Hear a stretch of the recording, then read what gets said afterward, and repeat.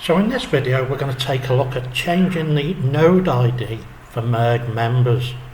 So here in line 23 you can see this address. Now this is my unique number that I use for my nodes. So obviously for CAN bus we do need to change this so we have unique node numbers. So here is the Open LCB knowledge base.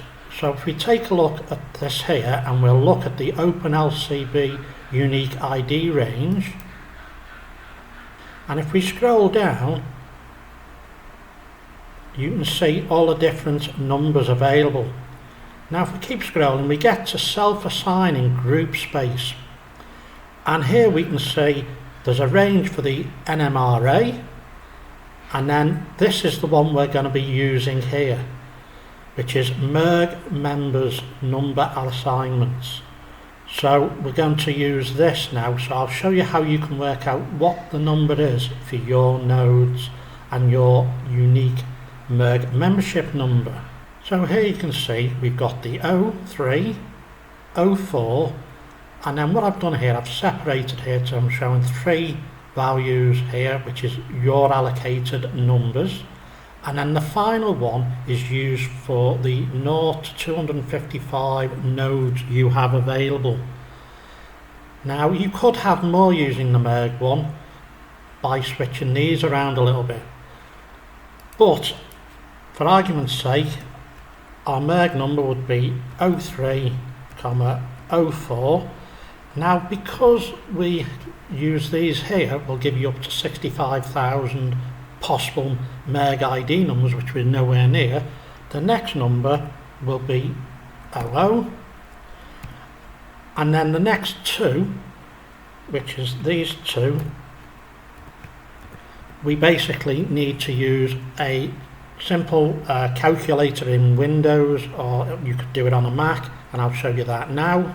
So this is the standard Windows calculator built into Windows. So if we go to here, we can choose programmer.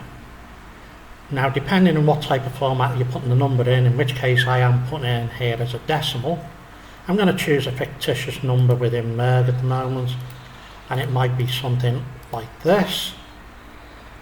So here you can see now you've got your forward hex value here.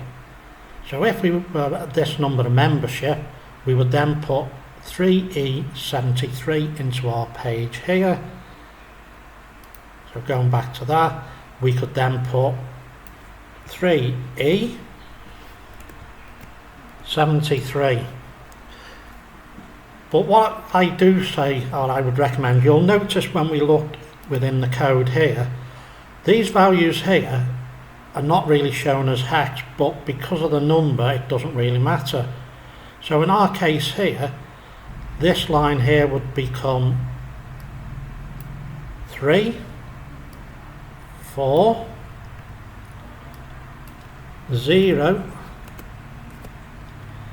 then it would be 0x, so it now knows it's a hex value, 3E, and then the final value would be 0x73.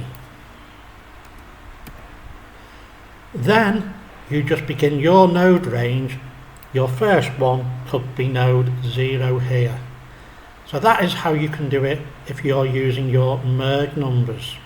And then the only other thing you would change to get this sketch to work with CAN bus is where we've got line 17, you would then highlight there and you would comment this out, and then it would automatically make it so it used the CAN bus method rather than the USB lead.